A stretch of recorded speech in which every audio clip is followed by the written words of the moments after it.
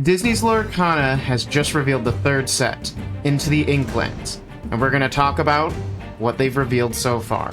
You know, I'm just kind of going into this kind of blind comparatively, so if you want to just jump straight into like the stuff that you wanted to talk about, you know, we got just a few pictures of some of the product that they do. They usually, like, for Rise of Flipper, they only showed like the Raya picture when they announced it, right? When they announced it, I think they showed the playmats and the deck boxes just like they did for this one. Okay. I'm pretty sure they did. But we have a Stitch mat coming, which is, you know, everybody likes that. Everybody likes Stitch. It's the, you know, it looks almost like the Abomination Stitch, but obviously we know it's going to be something to do with this set, not something new. Or not something old, I meant to say something new. And we have a Moana playmat. Very, very nice looking playmat coming. Yeah, I feel like that might be for, like, the song, How Far I'll Go, because that's, like, I feel like if it was, like, a picture of, just, like, the character on a card, it would be, you know, more focused on the character, whereas this one is kind of more like the scenery. Or maybe it's the location, you know, because that's something we're gonna get into in a little bit, but it might just be, like, you know, the island of Mat Nui. Possibly. And then the deck boxes, we have a Scrooge, because, hey, they're doing DuckTales, Tailspin, and the other one they said specifically is Treasure Planet, but we do already have John Silver, yeah. so... I mean, very similar to, you know, Snow White, where it's like, oh, we're brand new one of Snow White. It's like we had the Queen in the Mirror. For Treasure Planet, we only had John Silver, so it's going to be exciting to get more. Especially a friend of ours is probably very excited for that. Yeah, if you read the actual website's titling there, it does actually say that it sounds like they're going with a tribal Treasure Planet deck, because they talk specifically about, like, Cloud Kicker there and whatnot. So, if you wanted to read that, you could get a little bit more detail on exactly some of the mechanics that are coming with Treasure Planet. So I do think we are going to get a tribal Treasure Planet set in there, or at least a smaller core of it, very similar to like how we have the Popsicle with Judy and Nick. Yeah. But yeah, I mean, I'm excited personally for Scrooge McDuck. I'm excited that they're diving into the animated TV realm. A show of mine that I watched as a kid that I would love if they actually did in this eventually would be the Gargoyle show. Yeah, we kind of got a little Gargoyle thing with that Beast card that's also on the Yeah, that was a little teasery. Yeah. I feel like they would have like, I don't feel like we'll see it in this set, because I feel like that's a big enough one that they would have announced that it'd be in it. Oh yeah, it won't be in this set. And honestly, I could see it being more of a Halloween release timeline. That's true. Like later down the line.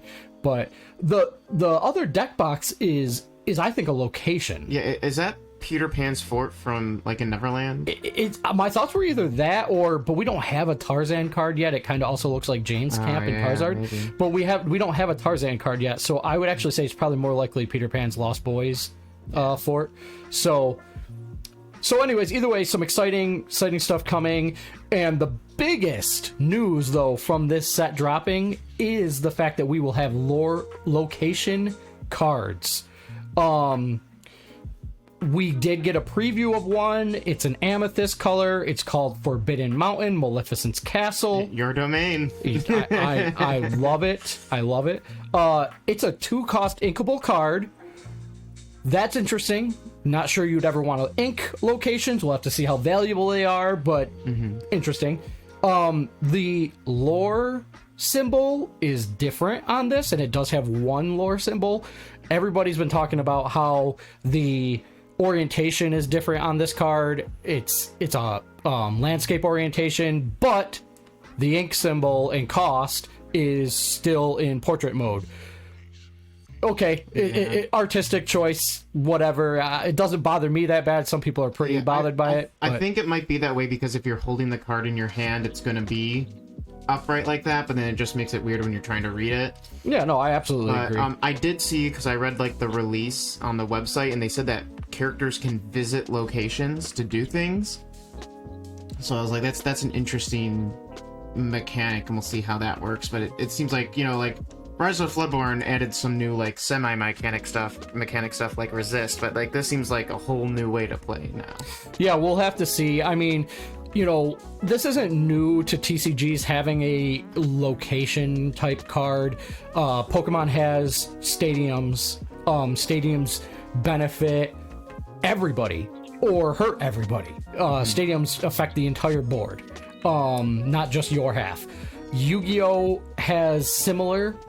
They have field spells. Field spells affect the entire board. So this is similar along those lines. We'll see how it plays. If it's going to affect just your half, it'll affect both halves. Because that is one thing with Yu-Gi-Oh! Is it affects your half. But if it's like a mountain or something like that you play that would boost dragon type cards, it boosts all the dragon type cards. So, we'll see how this goes. I'm interested. It's a new mechanic brought to the game. It's a mechanic that's in many other TCG games. So it was expected, I would say, at some point. I find it interesting because since this is didn't release as part of the core game, it's got to be a mechanic that's optional, correct?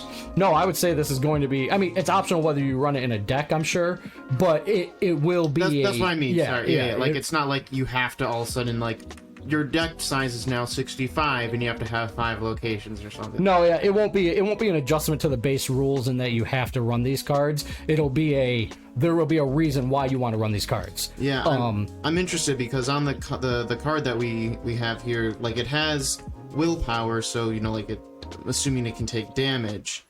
Does that also mean so I guess if you play it can be attacked by other players, but then there's this other weird symbol on the left side that we really don't know what that means yet. The card we see has a 1 in it. Does that mean one character can be here at a time, or does it actually send it's all guesswork for us until we reveal or we get more information revealed about these. But yeah, definitely very fun. Or it has the potential to be a lot of fun, I feel. Especially I felt like Rise of the Floodborn had this dark feel to it with all the cards and whatnot. And this one I've already seen from the coloration is light greens and yellows. And definitely feels more calm and bright. Yeah, I mean they've advertised this one as, basically after the flood, right? So now you have the Inklands after the flood. So it seems almost more like a rebirth of things. So yeah, it releases February 23rd at just hobby retailers, your local game stores. If they participate in tournaments, that would be their release date, and then March 8th to mass retailers like your Targets, your Walmarts, and etc. Yeah, that's when we'll probably see the big explosion.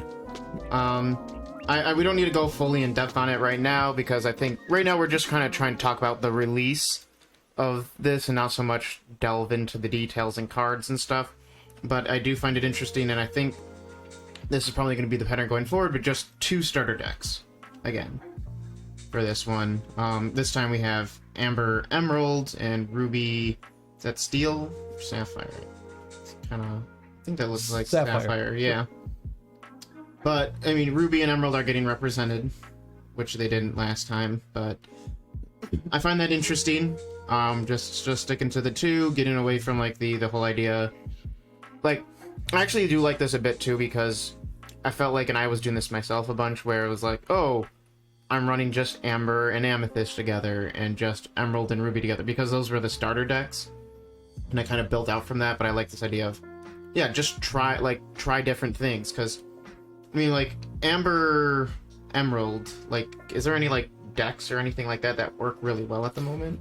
I can't really think of a good meta deck that's Amber and Emerald right now. Yeah, this makes me think, are they doing something new mechanically with some of these cards that would benefit that a little bit? I think that'd be pretty cool, having these different combinations. That was my favorite thing about Rise of the Floodborn, was the introduction of, not change in the meta so much, but adding different meta decks to the thing, the bounce meta, where it's it doesn't invalidate previous meta decks or anything. It's just a new way to play, or a new thing to build around, which I thought was pretty cool. I'm excited for that kind of stuff.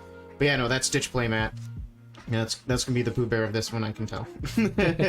Absolutely. So But that's all we have for this new set coming out. Please let us know your thoughts on the 3 franchises that were released. If you're excited for those ones, if there's a card or a character you specifically want to see come out, and let us know locations as well. What location do you really badly want to see out there? I personally, I'd love to see the 100 Acre Woods. That'd be cool. I know, like, for the three new ones, I never really watched Tailspin or DuckTales as a kid, but I love the newer DuckTales. I was able to get into that one because it reminded me of Gravity Falls. So I'm interested to see kind of like what direction they go with that. It does seem like they're going to go more retro with it and not rely so much on the newer DuckTales thing. But yeah, Treasure Planet I think is one of the most underrated Disney movies. It kind of got the short end of the stick as well from Disney, but I'm excited to see that getting, some more representation and see more stuff. But yeah, locations, I definitely think we'll see something Stitch related. I'm hoping these are fun, and it just, it just keeps adding, all this cool stuff. We're not just getting expansions that just add more cards, we're getting new mechanics, which is cool.